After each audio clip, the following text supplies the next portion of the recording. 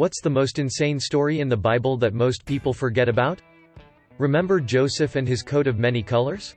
His siblings did a lot. A man once slept with, raped one of their sisters. The man then asked Joseph's family to marry the girl. The brothers agreed, but said that the man and his entire village, tribe would need to get circumcised first. So all the men in the village get circumcised, which means they're bedridden for the next couple days.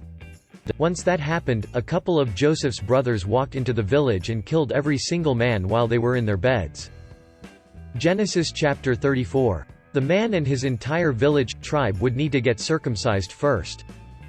And they agreed? Yeah, the kid's down the road, yeah, you know, the rapist, he's getting married now.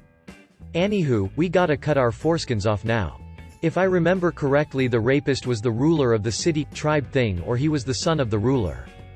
He could command his people to do things. Guess who's switching tribes if my leader orders this? Edit, is it lost that this is a joke or something? Your wife. It's another fucking wedding. Get upstairs and hide the kid. Be prepared for more beheading. Keep the knives and scissors hid. Take my linen bag and pack it. I'm escaping phallus theft. If I have to lose more jacket, there'll be nothing fucking left. Can't I pay to save my bacon? Won't they only leave me be? I've had so much extra taken that my foreskin's now a 3. But I'll have to struggle through it. And I won't be turning back. For I know I have to do it. If I don't, I'll get the sack. Alright, listen up people. We got a few new laws here. Taxes are due on the 1st of the month, you can't leave your camel in a no parking zone, and all the men have to cut off part of their penis. Wait, hold up. That's crazy. Did you say taxes are due the 1st of the month? Man named Jephthah won a battle and was so happy that he told God, first creature to come out of my house will be given as a sacrifice. His daughter was the first to come out. Well, how many creatures were in his house? Yet not exactly a smart move. Jephthah, first creature to come out of my house will be sacrificed to you. God, you sure? The only creature inside your house is your daughter, so. Jephthah, I know what I said. Edit, they think Family Guy Peter Griffin Meg Peter Griffin Family Guy. Okay guys, I get it. That one time a guy got called a baldy by some children, so the guy got God to send some bears to maul the 42 children to death. 2 Kings chapter 2 verses 23 to 24. Jesus straight up killed a fig tree because it didn't give him fruit. Early in the morning, as Jesus was on his way back to the city, he was hungry. Seeing a fig tree by the road, he went up to it but found nothing on it except leaves. Then he said to it, "May you never bear fruit again." Immediately the tree withered. Matthew chapter 21 verses 18 to 22 Niv. Salty. Bear the finest fruit to please us. But it wasn't meant to be. So proclaimed a salty Jesus. With displeasure. Fuck you, tree. The prophet Elijah challenges 450 prophets of Baal to what is essentially a sacrifice off to see whose God will end a drought. He lets them go first, and as they chant and sacrifice and cut themselves for hours, he's on the sidelines trash-talking them non-stop. Translations vary, but his insults range from, "Scream louder, I think your God is asleep," to, "He must be busy, maybe he's on the toilet." He was literally shit-talking an enemy god. And then when it's finally his turn, he just goes the extra mile to show them up, completely soaking the wood and the animal he was using for his sacrifice before making it burn. And then he slaughtered all the false god-worshipping priests. He got the audience to do it, but yeah. I can only dream of the day my trash-talking sees my enemies driven before me as I hear the lamentations of their women. Maybe try getting into rap battles, that seems like a good starting point. After the destruction of Sodom and Gomorrah for attempting to rape some angels, and after Lot's wife turns into a pillar of salt for looking back, Lot's 2 young daughters decided to get their father drunk so they could trick him into getting them pregnant. Old Testament is full of some weird shit. Aaron's 2 sons, against God's command, burned strange incense within the tabernacle. So, God burned them to death with fire in front of the entire congregation, including Aaron and Moses. Don't fuck with the tabernacle. Sounds like they got stoned at church and God was pissed they smoked inside lol. Thou shalt not hotbox the tabernacle. David took his men with him and went out and killed 200 Philistines and brought back their foreskins. They counted out the full number to the king so that David might become the king's son-in-law. Then Saul gave him his daughter Michal in marriage. 1 Samuel chapter 18 verse 27. TLDR David wants to marry a chick. Chick's dad, the current king, demands enemy foreskins as bride price. David complies. Oh, and the whole thing was supposed to be a trap because Saul really wanted David dead. Saul only demanded 100 foreskins, hoping that David would get killed in the process, and the guy brought back double that. Edit, some weird formatting. I don't get what's with the Abrahamic religions and foreskins. Seriously, why are they obsessed with them? And why do they want to cut him off? Tradition. Tradition. The main gist is that the penis is the location of all the body's carnal desires and amazing feelings. By offering up a part of it, foreskin, you are essentially leaving a mark in a very visible and important area and stating that the covenant will never be forgotten. Another take is that it counts as the organ of life, and as previously mentioned, is responsible for even the most instinctive acts. With the circumcision, you are making it holy, and that symbolizes that even physical drives can be used for holy purposes. Onan, dude gets smote by God because he refuses to come inside his brother's wife. Genesis chapter 38 verses 8-10. Then Judah said to Onan, "Sleep with your brother's wife and fulfill your duty to her as a brother-in-law to raise up offspring for your brother." 9 But Onan knew that the child would not be his, so whenever he slept with his brother's wife, he spilled his semen on the ground to keep from providing offspring for his brother. 10 What he did was wicked in the Lord's sight, so the Lord put him to death also. The rest of the story's interesting too. The girl that Onan was supposed to get pregnant was his older brother Er's wife, Tamar. Did something bad so God killed him before she could get pregnant. Then Onan pulled out and God killed him. So Judah, her father-in-law, said, "Wait till my youngest son Shelah is old enough to get married and I'll set you up. In the meantime why don't you go stay with your family?" So she did. Shelah grows up and apparently Judah forgets about his deal with Tamar. See, they never get married. One of Judah's daughters dies, so he decided to go out to shear some sheep near Timnath. Tamar hears about this, disguises herself as a whore, and places herself conveniently between Judah and Timnath. Judah sees her, not recognizing her, and asks her to do business in exchange for a kid from his flock. As collateral she also collects Judah's staff, signet, and bracelets. They bang, she gets pregnant, and leaves in the morning before Judah wakes up. Judah sends a friend to where she was with the kid, but no one is there. 3 months later, word comes to Judah that Tamar, his daughter-in-law, is pregnant by some fool. So he sends for her so he can burn her alive for her sins. Tamar arrives with his shit and says, "Whoever's stuff this is the dad." Then Judah realizes he was an asshole for not following up on his end of the deal and lets Tamar live, so eventually she gives birth to twins. He whose testicles are crushed or whose male member is cut off shall not enter the assembly of the Lord. Deuteronomy 23:1. Deuteronomy 23:1. FTFY. If two men are fighting and the wife of one of them comes to rescue her husband from his assailant, and she reaches out and seizes him by his private parts, you shall cut off her hand. Show her no pity. Deuteronomy chapter 25 verses 11-12. This is so specific, it must have happened to the author. Samson was walking with his parents once, and they got attacked by a lion. Rather than trouble mom and dad, he ripped the lion apart with his bare hands and buried it to keep them from noticing. I've always wondered how the following conversation went. Sammy? What happened to you? Where did all that blood come from? Hangnail. Proverbs chapter 26 verses 18-19 King James Version KJV. 18 As a madman who casteth firebrands, arrows, and death. 19 So is the man that deceiveth his neighbor, and saith, Am not I in sport?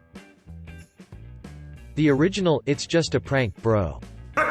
I can't believe no one has mentioned the time that Noah got drunk and cursed his sons for finding him laying there naked and laughing at him.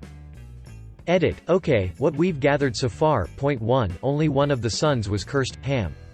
2 Noah may have actually been raped by this son. 3 This son may have actually had sex with Noah's wife. 4 This story is used to rationalize racism and slavery. I think that covers the basics. Edit 2 Okay, sorry. It wasn't Ham that was cursed. It was his son. I should have reread the story instead of just commenting what I had vaguely remembered about it. Not really insane, but annoying that Christians forget it. Matthew chapter 5 verse 30. Basically, Jesus's bros come up to him asking, "Hey, these chicks are super hot, how do I stop myself from accidentally groping them?" And Jesus tells them to cut off their hands. It's better to have no fucking hands than to sin by assaulting a woman. Later, or earlier? I forgot the verse's number, his bros come up saying, "Hey Jesus, these chicks are really hot, seeing their titties make me horny, tell them to cover up," and Jesus goes, "Nope, avert your eyes. If you can't manage that, then pluck out your eyeballs. It's not their fault you're a fucking horndog," and they're like, "Wait, what?" But the girls are being indecent. Jesus, did I fucking stutter? When someone asks, what would Jesus do, just remember that chasing people out of a temple with a whip isn't off the table. Yeah, but that's in the context of turning the most holy place in the world into a farmer's market selling priest-approved doves for the forgiveness of sins. So an American megachurch then. My dad's church has a Starbucks, so pretty much the same thing. Judges chapters 19 to 22. Send out this strange man so we may rape him. No, take this virgin girl, instead. I remember this story, it shows how bad things were in that city at that time. The girl ends up getting raped the entire night, then crawling back to the house she was taken from and dying on the doorstep. She was then cut up in 12 pieces and sent to every tribe of Israel. You forgot the part where her good-for-nothing husband who sent her out to be raped opens the door, sees her laying there and basically says, "Get up bitch, it's time to go." Actually, I think it was his daughter or a servant. Don't remember all the details.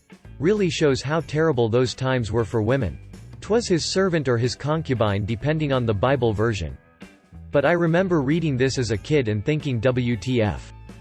These are the children of God who just gang raped a woman like she was a toy? And the appropriate reaction was to go to war with the Benjamins. The guys in that town were descendants of Benjamin, Jacob's last son, over this? Why not try the guy who just used his servant like a tool, then decide on war later? Y'all motherfuckers haven't even got to the real raping yet. The real raping comes later after the tribe of Benjamin lost all their women. They got counterattacked and all their women and children got burned up. Then the next chapter picks up with them just cruising for chicks. It's crazy. The leaders go to the other tribes and they're like, "Hey listen, we got some thirsty motherfuckers here, give us some of your women." And the other tribes were like, "Fuck off Benjamin, you lost yours, you can't have ours, besides, your tribe is shit, go find your own women." So the leaders came back and said, "Sorry guys, no one will help us, we'll have to get bitches on our own." Then this one pervert was like, "Guys, hear me out, every year in the spring I go hide in the bushes and watch all these females dance at a festival just for the ladies. Y'all motherfuckers can come with me and we will all hide in the bushes and all at once we'll all jump up and then we'll all grab a bitch and throw them over our shoulders and take them home and rape them and marry them, that way we won't have to be thirsty anymore." And the leaders were like, "Alright then bet, let's do this rape thing."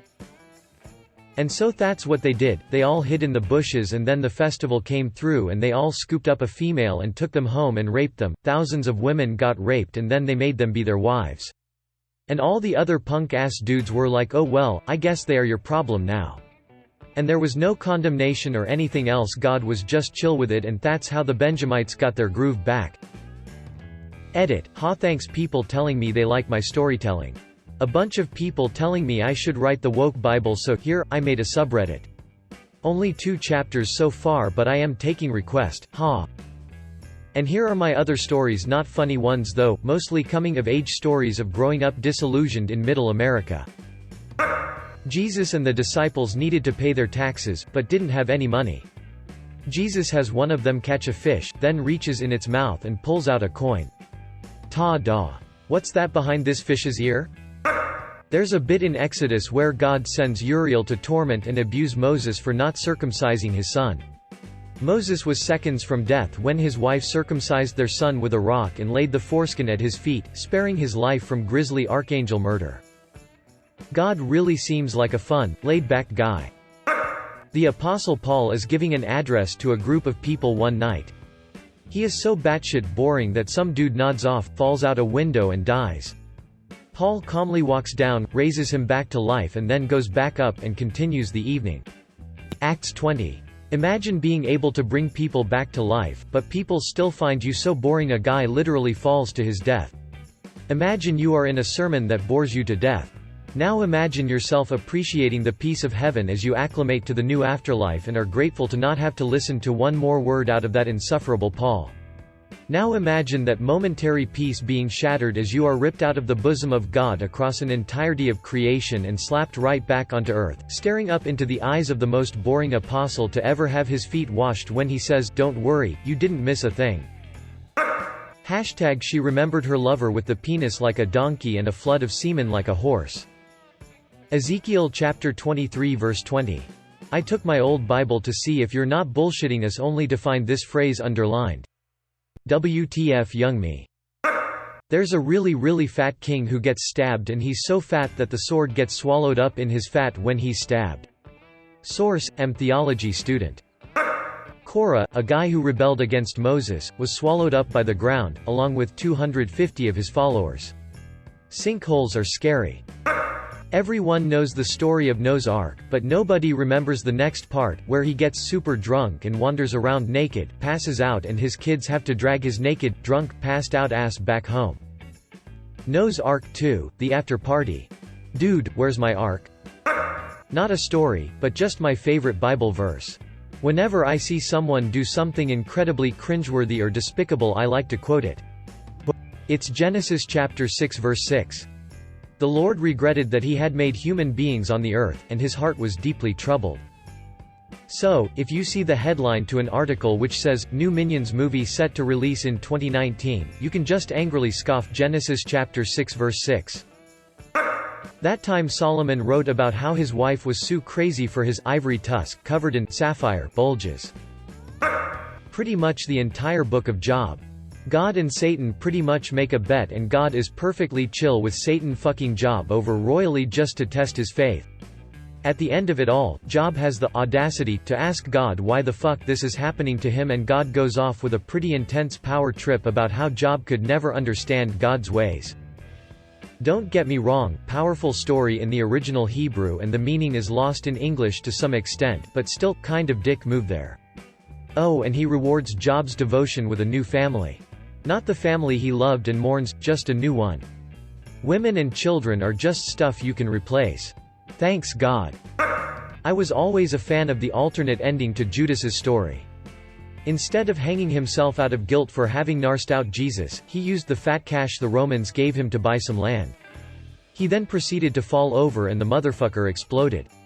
He bought a parcel of land with the wages of his iniquity, and falling headlong, he burst open in the middle, and all his insides spilled out. Acts chapter 1 verse 18.